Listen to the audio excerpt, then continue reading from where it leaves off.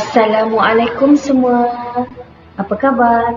Ustazah doakan semuanya sihat.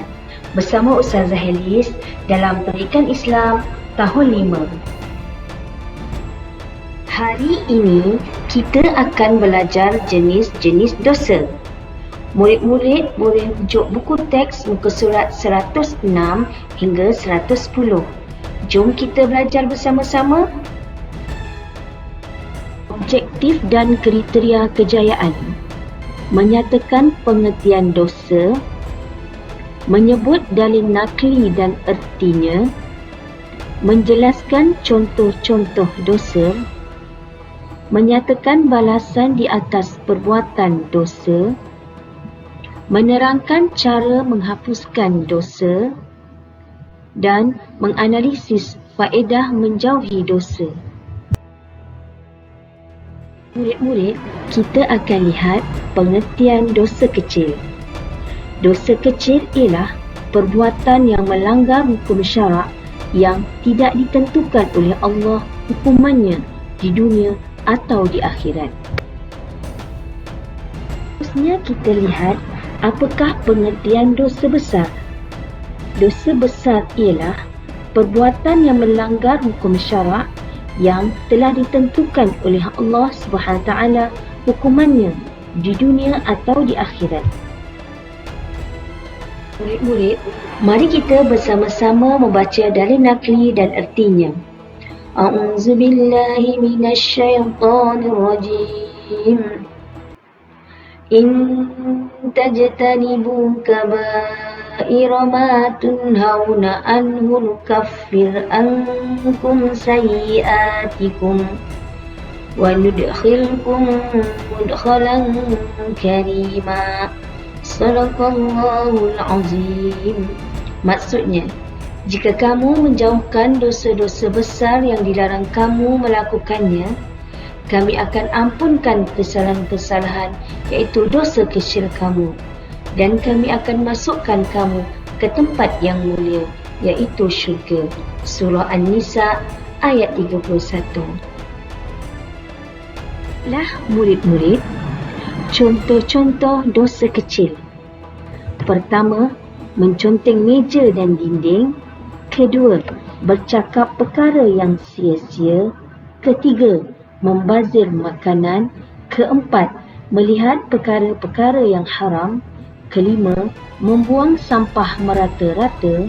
Keenam, bersangka buruk kepada orang lain. Dan yang ketujuh, mengabaikan kebersihan diri. Seterusnya, mari kita lihat contoh-contoh dosa besar. Yang pertama, mensyirikkan Allah. Kedua, derhaka kepada ibu bapa. Ketiga, meninggalkan solat. Keempat, tidak berpuasa tanpa sebab. Kelima, bercakap bohong. Keenam, mengumpat. Ketujuh, mencuri. Kelapan, makan riba. Dan yang kesembilan, berzina dan liwat. Murid-murid, apakah balasan sekiranya seseorang itu melakukan dosa besar? Pertama, mensyirikkan Allah. Mereka akan kekal dalam api neraka. Yang kedua, meninggalkan solat dengan sengaja. Mereka akan dimasukkan ke dalam api neraka yang bernama Sakhar. Yang ketiga, derhaka kepada ibu bapa. Balasannya mendapat kemurkaan Allah dan jauh daripada rahmatnya. Zina akan dilipat gandakan azab pada hari kiamat dan kekal dalam kehinaan. Seterusnya, makan riba. Memiliki perut yang sangat besar sehingga sukar untuk bergerak. Minum arak. Tidak dapat mencium bau syurga, apatah lagi memasuknya. Dan yang terakhir, rasuah. Allah akan melaknat pemberi dan penerima rasuah. Cara menghapuskan dosa kecil. Pertama, melakukan amalan fardu dan sunat. Kedua, melakukan kebajikan. Dan yang ketiga, menjauhi dosa besar. Terusnya, cara menghapuskan dosa besar, iaitu dengan bertaubat. Pertama, menyesali dan benci perbuatan dosa. Kedua, meninggalkan perbuatan tersebut. Ketiga, berazam tidak mahu mengulanginya. Dan yang keempat, menebus kesalahan yang dilakukan. Apakah pula cara menjauhi dosa kecil dan dosa besar? Pertama, taat perintah Allah dan menjauhi maksiat. Kedua, ingat dan takut azab Allah. Ketiga, bergaul dengan sahabat yang baik. Keempat, menjauhi tempat maksiat. Dan yang kelima, memohon perlindungan kepada Allah dari hasutan syaitan dan hawa nafsu. Faedah menjauhi dosa kecil dan dosa besar.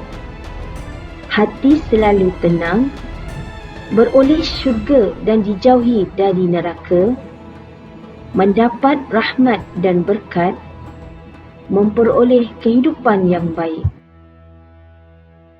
Sebagai rumusan, kita hendaklah menjauhi dosa kecil dan dosa besar. Oleh itu, murid-murid, bersegeralah bertaubat dan beristighfar apabila melakukan kesalahan. Ya, murid-murid, sampai di sini saja untuk kali ini.